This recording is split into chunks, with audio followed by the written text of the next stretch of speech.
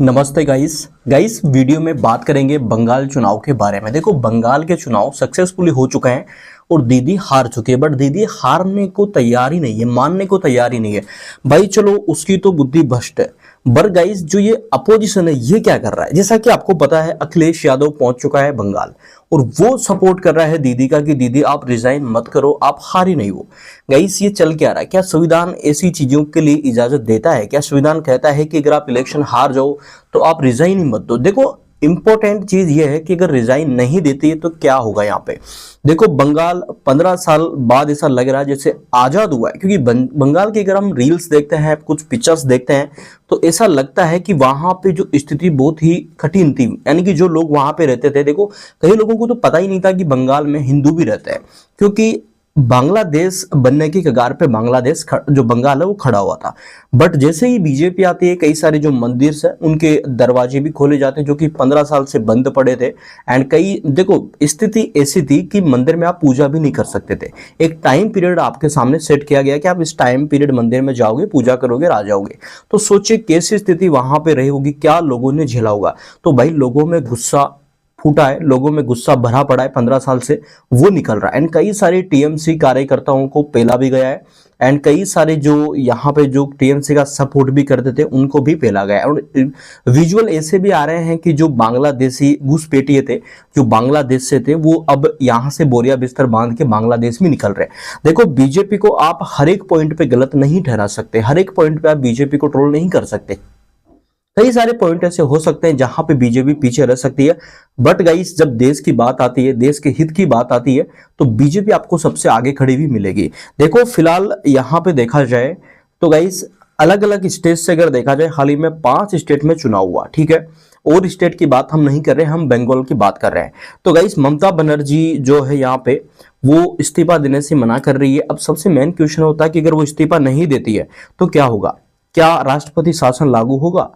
अब देखो, राष्ट्रपति शासन भी ऐसे लागू नहीं होता। राष्ट्रपति शासन लागू तब होता है जब दोनों ही जो पार्टियां जो बहुमत जो है यहाँ पे जो बहुमत है वो हासिल नहीं करती है, राज्यपाल को बहुमत साबित नहीं कर पाती है, तब जाके जो राज्यपाल है वो केंद्र को सूचित करता है और केंद्र सरकार क्या करती है, राष्ट्रपति जो शासन है वो लागू करती है। तो सीधा सिंपल ये है कि अगर बंगाल में बीजेपी भी अपना बहुमत साबित नहीं कर पाती है और जो तृणमूल कांग्रेस टीएमसी भी नहीं कर पाती है, तब जाके राष्ट्रपति शासन लागू होगा। तो यहाँ पे राष्ट्रपति शासन लागू होने का तो कोई क्वेश्चन ही नहीं है, क्योंकि प्रॉपरली देखा जाए तो बीजेपी के पास बहुमत है, 200 प्लस सीट्स बीजेपी के पास है। तो सीधा सिंपल बीजेपी अपनी जो गवर्नमेंट है बना रही है। बट अब क्या है, ममता बनर्जी वो क्या कर रही है, वो इस्तीफा देने से मना कर रही है। तो यहाँ पे समझिए इसमें राज्यपाल की अहम भूमिका रहने वाली है। तो देखिए, जैसे ही चुनाव आयोग आधिकारिक नतीजे घोषणा करता है, उसके बाद पूरा काम जो है वो मेजोरिटी का बन जाता है। अगर मेजोरिटी किसी के पास है तो वो अपनी गवर्नमेंट बनाता है, और संविधान के अकॉर्डिंग जो पुरानी गवर्नमेंट होती है उसके जो भी मतलब यहाँ पे मुख्यमंत्री होते हैं वो अपना इस्तीफा देते हैं। जैसा कि हेमंत बिस्वा ने चुपचाप अपना इस्तीफा दे दिया और बोला है कि अब पार्टी जो करेगी वो हम करेंगे, पार्टी का निर्णय रहेगा। अब यहाँ पे देखा जाए, अगर गाइस इस्तीफा नैतिक और कानूनी जिम्मेदारी बन जाता है राज्यपाल की कि अगर भाई मुख्यमंत्री को देना ही होता है इस्तीफा। बट देखो, बस यहाँ पे देखा जाए, अगर हारने के बाद भी मुख्यमंत्री इस्तीफा नहीं देता है, चाहे देती है, तो राज्यपाल के पास ये शक्ति होती है कि वह मुख्यमंत्री को पद से बर्खास्त कर सकता है यहाँ पे। एंड आधिकारिक जो खत्म है, यानी कि वो समझिए कि उसके जो अधिकार है मुख्यमंत्री के वो फिर नहीं रहते। आचार संहिता लागू होते ही उसके अधिकार पूरी तरह से खत्म हो जाते हैं।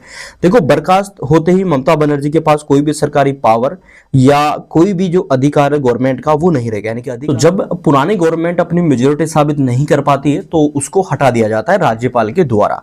सो जेके जीतने वाली पार्टी अपने नेता को लेकर गाइस राज्यपाल के पास जाती है और अपना जो बहुमत है वो साबित करते हैं कि हमारे पास गवर्नमेंट बनाने का अधिकार, हमारे पास ज्यादा जो विधायक वो है। तो ऐसा ही गाइस संसद में भी होता है, जब सांसद को चुना, जो सांसद जिसके पास ज्यादा होते हैं उसका ही मुख्यमंत्री होता है। तो वैसा ही सिस्टम यहाँ पे विधायकों का भी होता है। राष्ट्रपति शासन, अब यहाँ पे जैसा कि मैंने आपको समझाया, राष्ट्रपति शासन कब लागू होता है और कब लागू नहीं होता है। और दूसरा मेन चीज की फिलहाल बंगाल में जो स्थिति है वो राष्ट्रपति शासन वाली नहीं है, क्योंकि वहां पे बीजेपी की मेजोरिटी है।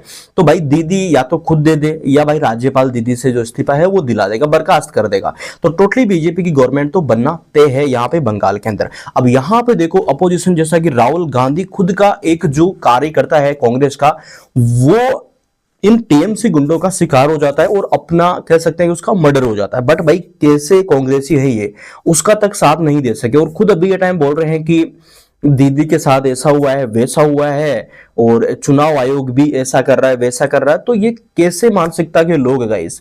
गाइस अच्छी बात है आप किसी भी पार्टी का सपोर्ट करें, बीजेपी का करें चाहे आप कांग्रेस का करें, वो आपका पर्सनली एक कह सकते हैं कि व्यू हो सकता है। बट देश के अगर आप अपोजिट जाते हैं तो वो चीज फिर अलग हो जाती है।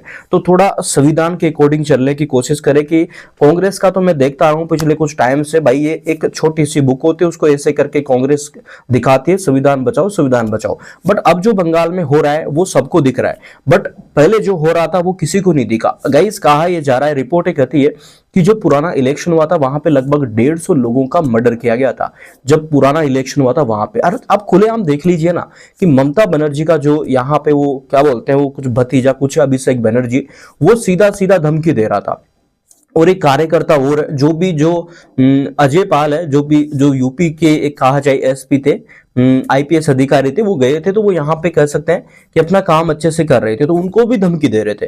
तो ये कैसे राजनेता है आप सोचिए, राजनेता या गुंडे हैं, क्योंकि ये जब पावर में थे धमकी दे रहे थे, अब कौन से बिल में घुस गए कोई अता पता नहीं है। अभी तो आप सोचिए कि जैसे ही, और हाल ही में एक और अपडेट आई, जो शुभेंद्र अधिकारी है उनके पीए की भी हत्या की गई है। तो क्या चल रहा है बंगाल में, अगर जल्दी से गवर्नमेंट नहीं बनती है तो क्या रहेगा फिर, क्या यहाँ पे कुछ और ज्यादा अहिंसा होगी या गवर्नमेंट संभालेगी, क्योंकि अब जल्दी जल्दी गवर्नमेंट बननी चाहिए। अगर गवर्नमेंट नहीं बनती है तो फिर दिक्कतें खड़ी हो सकती है। सबसे बड़ी चीज की जो ध्रुव राठी साहब है उनका भी वीडियो आया है बंगाल के इलेक्शन के ऊपर कि बंगाल में ये हो रहा। भाई पहले कहां थे तुम, आज देखो जैसे ही इनको दिक्कत गाइस बीजेपी के जीतने से, इनको समझ रहे हो, इनको खुद के हारने से भी दिक्कत नहीं है, खुद की पार्टी के एल लगे पड़े हो कोई दिक्कत नहीं है, बट बीजेपी कैसे जीत रही उनसे दिक्कत है। अब गाइस देश हित में क्या है क्या नहीं है वो तो आप भी समझते हैं। जब हिंसा होती है, जब कुछ गलत होता है और पार्टियां करती है, और जहां पे जिनके कह सकते हैं अभी मान के चलो केरल में चुनाव हुए और केरल में जो है यहाँ पे कांग्रेस की गवर्नमेंट बनी है, तो वहां पे जो है पाकिस्तान के झंडे लहराए जा रहे हैं। बट वहां पे जो ध्रुव राठी उसका मुंह नहीं खुल रहा है, ध्रुव राठी कुछ नहीं बोल रहा, ध्रुव राठी चुपचाप देख रहा है सारी चीजें। और जो बंगाल में पहले हो रहा था पिछले इलेक्शन में जो हुआ था वहां पे भी जो ध्रुव राठी उसका वीडियो दिया आया। तो टोटली जो हिंदू है, हिंदुओं को कैसे माइंड वॉश किया जा रहा है, कैसे इनकी जो एकता है उसको भंग करने की कोशिश की जा रही है। कई टाइम पीरियड बाद तो गाइस हिंदू एक होके अपनी जो गवर्नमेंट है चुन बता देता है कि मैं गवर्नमेंट बना सकता हूं, मैं गवर्नमेंट बिगाड़ भी सकता हूं। तो वो स्थिति दिख रही है। यही जो हमारे अपोजिशन वाले हैं अखिलेश यादव कांग्रेस, गाइस टोटली कहा जाए तो आप थोड़ा दिमाग खुद का इस्तेमाल करना सीखिए, लॉजिक लगाना सीखिए। मैं क्या बोल रहा हूं मेरे पे भरोसा मत करिए, खुद से क्वेश्चन करिए कि देश के हित में क्या है, कौन सी पार्टी क्या कर रही है। अगर बीजेपी देश हित में नहीं करती है तो बीजेपी को भी आप आगे चल के उखाड़ फेंक सकते हैं। ये सब आप ही के वोट में ताकत है और आपके हाथ में ताकत है। तो जो देश के हित में काम करता है कम से कम उसका साथ दीजिए, चाहे आप अपोजिशन में खड़ा हो चाहे वो पोजिशन में खड़ा हो। तो ये चीज समझिए। So thank you guys. अगर आगे कोई अपडेट आता है तो अपडेट करने की कोशिश रहेगी। एंड इंपॉर्टेंट कि आप चैनल को भी सब्सक्राइब कर लीजिए ताकि हम आपको अपडेट भी जो भी आते हैं आगे न्यूज वगैरह वो आपको हम अपडेट करते रहें। So thank you for watching guys.